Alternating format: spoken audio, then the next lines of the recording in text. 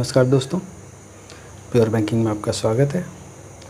आज एक नए सीरीज़ के साथ आ रहा हूँ और ये होगा press information bureau government of India यानी पीआईबी। तो इसे मैं आज से जोड़ रहा हूँ। ये जैसे कि बैंकिंग का वीडियो आपको मिल रहा है, उसके साथ साथ अब पीआईबी का भी वीडियो मिलेगा। तो एक ट्रायल बेसिस पे जोड़ रहा हूँ, देखता हूँ अगर ये इफ़ेक्टिव रहा, इससे आप लोगों को फ़ायदा हुआ तो इसे मैं आगे भी कंटिन्यू करूँगा, अदरवाइज़ इसे टर्मिनेट कर दूँगा। तो आपका फीडबैक बहुत ज़रूरी है। आप मुझे लास्ट में बताइए कमेंट बॉक्स में कि क्या ये सचमुच आपके लिए इफ़ेक्टिव है या नहीं, और है तो कितना। अगर इसमें कुछ ऐड करना है तो भी बताइए, ऐड करूँगा, या इसे इतना ही रखना है तो भी बताइए। तो ये सारी चीज़ें आपके फीडबैक पे डिपेंड करेगी। आपका जैसा फीडबैक मिलेगा उससे हम उसे आगे बढ़ाएंगे। तो चलिए शुरू करते हैं। अब पहला क्वेश्चन है, defence minister dedicates BRO road to the nation in east Sikkim, a fillip to defence preparedness and socio economic development. तो डिफेंस मिनिस्टर ने नॉर्थ ईस्ट में, स्पेशली सिक्किम में, एक रोड को डेडिकेट किया नेशन को। एक नया रोड बना है, उसका इनॉग्रेशन किया है, उसके बारे में बात की जा रही है। तो देखते हैं इसमें क्या हुआ। रक्षा मंत्री Shri Rajnath Singh was in Sikkim to dedicate the 19.85 kilometre alternate alignment of the national highway 310 from 0 kilometre to 19.350 kilometre to the nations. यानी देश को नेशनल हाईवे 310 का एक हिस्सा जो अभी बन के रेडी हुआ है, वो देश को डेडिकेट कर दिया, यानी वो बन के रेडी हो गया। तो इसके बारे में बोला जा रहा है कि इसके बनने से फ़ायदा ये हुआ कि इससे हमारे डिफेंस सेक्टर को बहुत बड़ा बूस्ट मिला है, यानी नॉर्थ ईस्ट में हमारी पहुंच और आसान हुई है। तो आगे क्या बोल रहा है, necessitated due to the provision alignment having seen extensive damage due to the sinking and other natural hazards.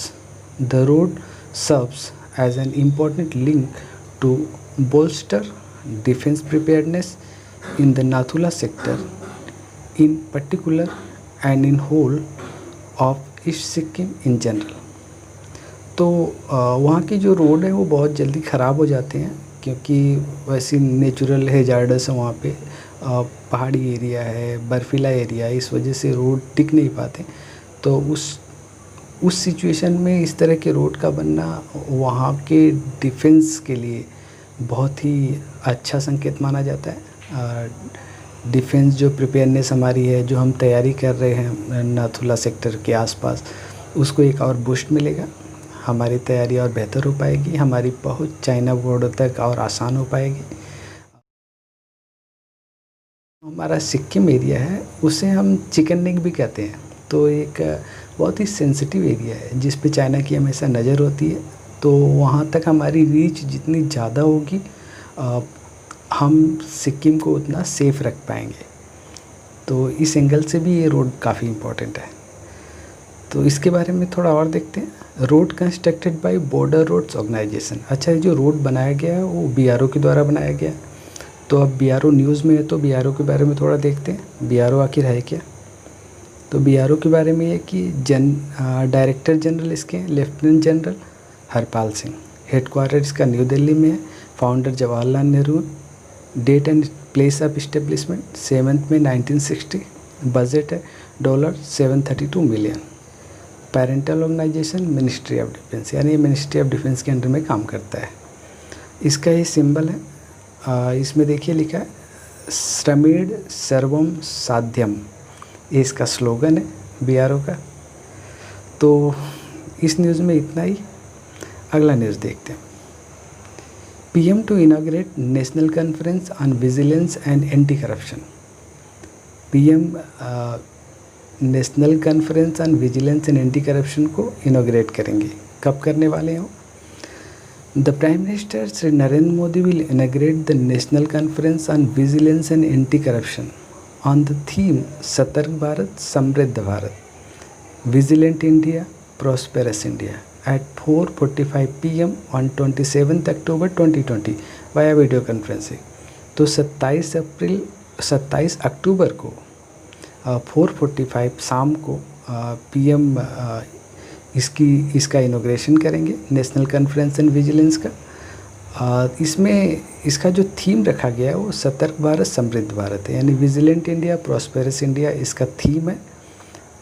Vigilance awareness week which is observed in India every year from 27 October to 2 November, यानी 27 अक्टूबर से 2 नवंबर तक इस देश में vigilance awareness week मनाया जाता है। तो एक याद रखने वाली बात है कि 27 अक्टूबर से 2 नवंबर तक विजिलेंस अवेयरनेस वीक है और इसका थीम है सतर्क भारत समृद्ध भारत। तो आने वाले 1-2 महीने में जो एग्ज़ाम हो रहा है उसमें इस तरह के क्वेश्चन बन सकते हैं कि विजिलेंस अवेयरनेस वीक कब से कब तक मनाया गया और इसका थीम क्या था। तो इसे थोड़ा सा याद रखने की ज़रूरत है। आगे बढ़ते हैं। PM to interact with beneficiaries of PM Svanidhi scheme from UP on 27 October. 27 October को PM स्वनिधि स्कीम के कुछ बेनिफिशरीज़ हैं, उससे PM बात करेंगे। अच्छा, PM स्वनिधि स्कीम पे मैंने एक वीडियो बनाई थी, वो यूट्यूब पे आराम से मिल जाएगी। यूट्यूब पे सर्च करिए और उसे ज़रूर देखिए। उसे देखने के बाद PM स्वनिधि स्कीम के बहुत सारे कंसेप्ट क्लियर हो जाएंगे, क्योंकि उसमें मैंने काफ़ी कुछ कवर किया है। चलिए न्यूज़ देखते हैं। न्यूज़ क्या है? Prime minister Shri Narendra Modi will interact with the beneficiaries of PM Svanidhi scheme from Uttar Pradesh on 27 October at 10:30 AM via video conferencing. तो वीडियो कॉन्फ्रेंसिंग के थ्रू 27 अक्टूबर को 10:30 बजे सुबह PM स्वनिधि स्कीम के बेनिफिशरी से हमारे प्रधानमंत्री जी बात करेंगे।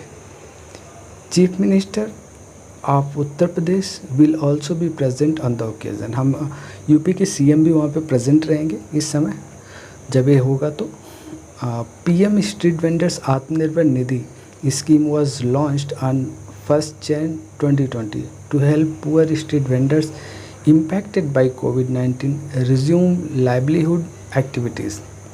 तो ये जो PM स्वनिधि स्कीम है ये 1 जून 2020 को आई थी, जिसमें हमारे जो पुअर स्ट्रीट वेंडर्स हैं उनको फ़ायदा पहुंचाया गया है। ये उन्हीं को ध्यान में रख के बनाई गई स्कीम है।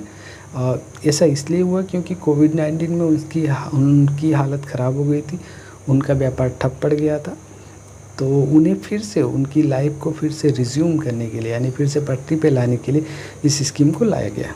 तो इसमें एक सर्टेन अमाउंट का लोन भी मिलता है। वो आपको पता करना है कि कितने का लोन मिलता है, वो मेरे वीडियो से आपको पता चल जाएगा। या चलिए आपके लिए एक क्वेश्चन भी है कि उन्हें कितने तक का लोन मिल जाएगा, आप एक कमेंट बॉक्स में बताइएगा। तो थोड़ा यूपी की बात हुई तो यूपी के बारे में देखते हैं। यूपी के CM है योगी आदित्यनाथ जी, गवर्नर है आनंदीबेन पटेल, कैपिटल है Lucknow. India records a new milestone, recovery rate touches 90%। एक गुड न्यूज़ है, ये न्यूज़ कोविड से रिलेटेड है।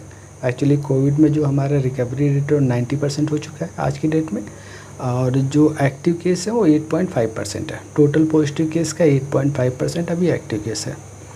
Less than 1000 death since last 1 week. एक हफ्ते में 1000 से कम डेथ हुई है, एक बहुत अच्छा साइन है। India testing lab network has linked another achievement today. अच्छा, जो हमारे लैब है उसमें भी कुछ अचीवमेंट हुआ है, वो क्या है देखते हैं। The total number of lab has crossed 2000। 2000 से ज़्यादा टोटल लैब हो चुके हैं हमारे पास। Starting from 1 lab in Pune. पहले जब हमने स्टार्ट किया तो हमारे पास एक ही लैब था, वो पुणे में था। वहाँ से बढ़ के हम 2000 से ऊपर आ चुके हैं। The number of labs stand at 2003। अभी हमारे पास 2003 लैब है total, which includes 1126 government laboratories and 877 private laboratories. तो उसमें 1126 गवर्नमेंट लेबोरेटरीज़ हैं और 877 प्राइवेट लेबोरेटरीज़ हैं। तो कोविड के बारे में बात हो रही है तो उससे रिलेटेड मिनिस्ट्री के बारे में बात करते हैं थोड़ा। Ministry of health and family welfare India, इसका हेडक्वार्टर न्यू दिल्ली में है। Date and place of establishment 1976 है। Persons responsible Harshvardhan health minister है हमारे। Ashwini Kumar Choubey ministry of state for health. एक और न्यूज़ है, water supply scheme under Jal Jeevan mission inaugurated on the Indo Myanmar border in Manipur. तो मणिपुर में एक नया प्रोजेक्ट को इनॉग्रेट किया गया। उस जो प्रोजेक्ट था वाटर का, वो था जल जीवन मिशन के अंदर में। तो उसके बारे में देखते हैं थोड़ा क्या है। Chief minister of Manipur Shri N Biren Singh inaugurated 2 water supply project. तो बीरेन साहब ने 2 वाटर सप्लाई प्रोजेक्ट को इनॉग्रेट किया for 2 villages under Jal Jeevan mission. जल जीवन मिशन के अंतर्गत ये काम किया गया। द विलेजेस आर, वो विलेजेस कौन कौन है? Khangbarol and Khengjoy in Khengjoy sub division of Chandel district. तो चंदेल डिस्ट्रिक्ट के खेंग जॉय सब डिवीज़न में ये दोनों गांव हैं। इन दोनों गांव के लिए वाटर प्रोजेक्ट को इनॉग्रेट किया गया। तो अभी मणिपुर की बात हुई, तो मणिपुर के सीएम ऑलरेडी ऊपर लिखा हुआ है N Biren Singh, governor Najma Heptulla, capital Imphal. तो अभी इसमें जल जीवन मिशन की बात हुई है। अच्छा, जो भी स्कीम न्यूज़ में होती है उससे क्वेश्चंस बनता है। तो इस तरह की स्कीम अगर कोई न्यूज़ में दिख रही है इस समय स्पेशली, तो आने वाले समय में जो भी बैंक के एग्ज़ाम होने वाले हैं उसमें इस पे क्वेश्चन बनने के चांसेस बन जाते हैं। तो जल जीवन मिशन के बारे में आपको थोड़ा बहुत पता होना चाहिए। तो चलिए देखते हैं क्या है। जल Jeevan mission is envisioned to provide safe and adequate drinking water through individual household tap connections by 2024 to all household in rural India।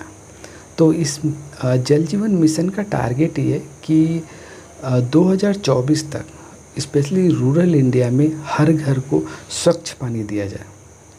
हर घर में टैप से स्वच्छ पानी का कनेक्शन हो 2024 तक, ये इसका मिशन है।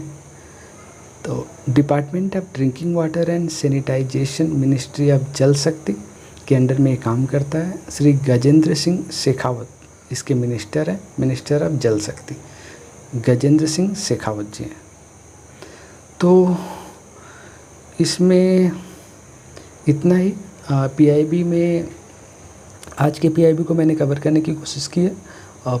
मैं एक्सपेक्ट करूंगा आपसे कि आप इस पे कमेंट्स करें और बताएं कि आपका फीडबैक क्या है इसके बारे में, आप क्या चाहते हैं, क्या इसमें कुछ ऐड करना है या नहीं ऐड करना है, और इसे थोड़ी लोगों तक पहुंचाएं, लोगों को पता चले कि इस तरह की चीज़ें चल रही हैं, ताकि वो हमसे आके जुड़ें और इससे हम अधिक से अधिक लोगों तक पहुंच सकें। यानी ये चीज़ें जो हैं अधिक से अधिक लोगों तक पहुंचाई जा सके ताकि उन सबको भी फ़ायदा हो।